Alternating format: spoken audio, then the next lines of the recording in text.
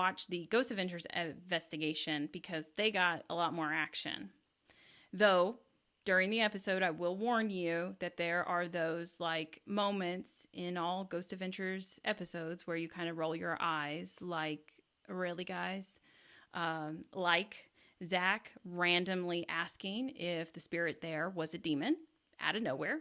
Nobody said anything about demons beforehand. I think it's just something he regularly checks everywhere he goes. He's got to check it off his list at least. He's just checking. Are there any demons here? No? Good.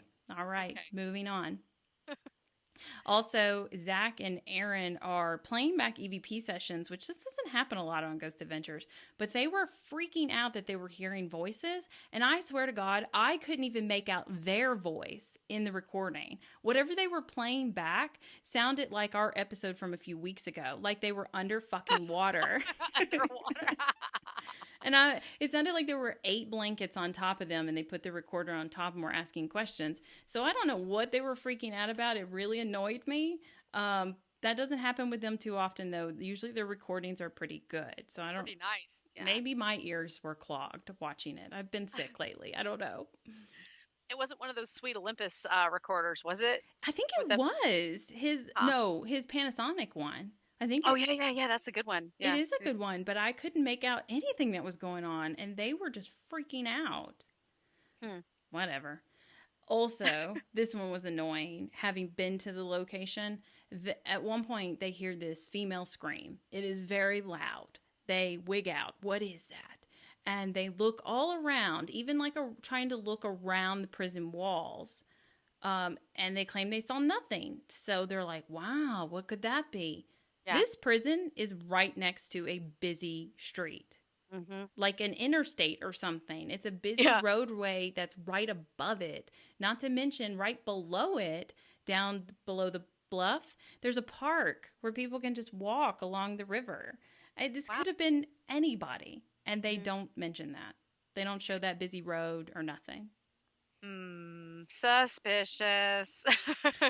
Which we see this on a lot of shows where they film the location just so it looks like it's all by itself in the middle of nowhere, and then we go and book like, a tour, and we're like, there's a fucking McDonald's right next door. What's happening here?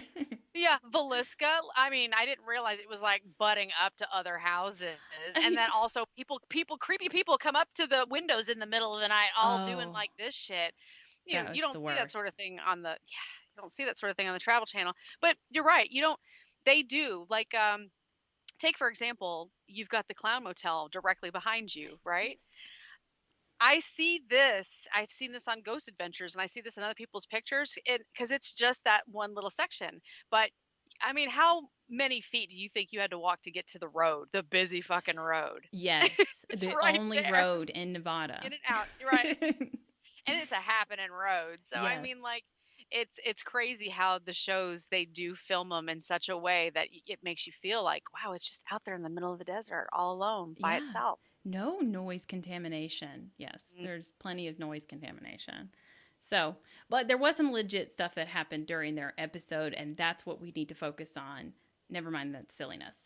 So, at the start of their investigation, they bring in a Yuma resident. Her name is Patricia Lynn Cody. She claims to have a connection with John Ryan. Like, she had visited the prison earlier before, and she had this experience, and she felt it was him. So they bring her in to do an EVP session.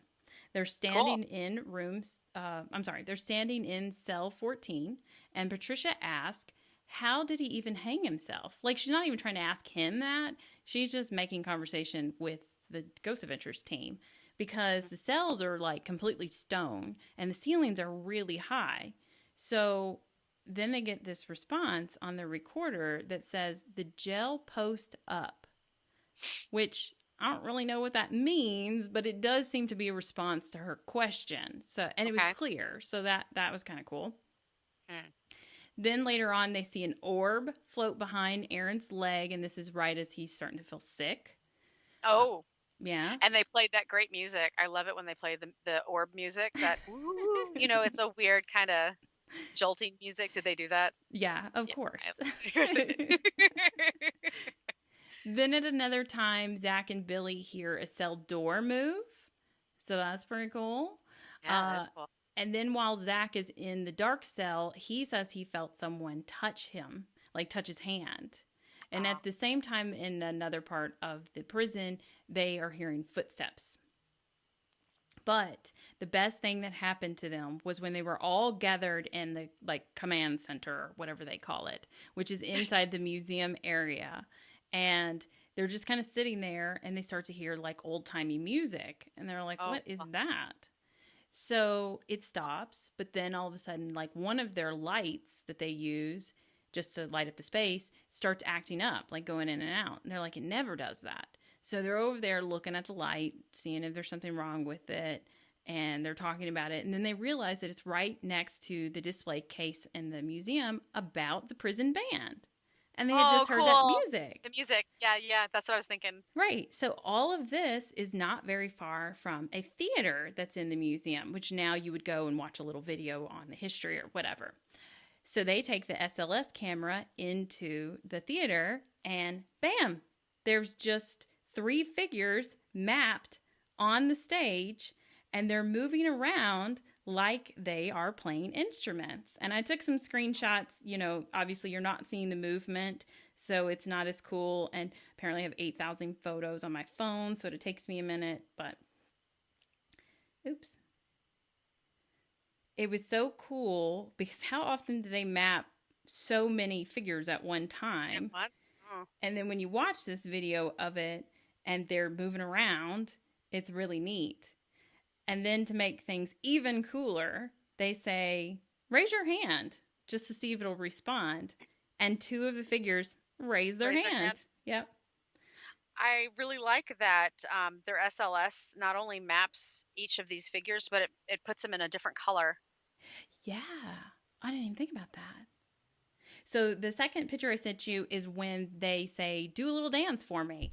And then a completely other figure pops in.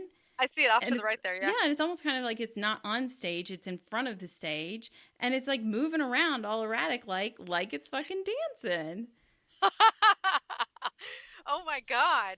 Did you hear the music? Were you able to hear it? Yeah, you can hear it with your own ear. Oh, not while I was there, but in the show, yes. In the show you could hear it? Yeah. That's crazy. That's crazy that they not only did they catch this, but they also got some of the music in the audio. So and it's just all connected, leading them in there to see them. So that was a real impressive experience. It's worth it to watch the show kind of just for that. If you want to just fast forward to the end, that all happens right at the end if you want to do that. That's cool.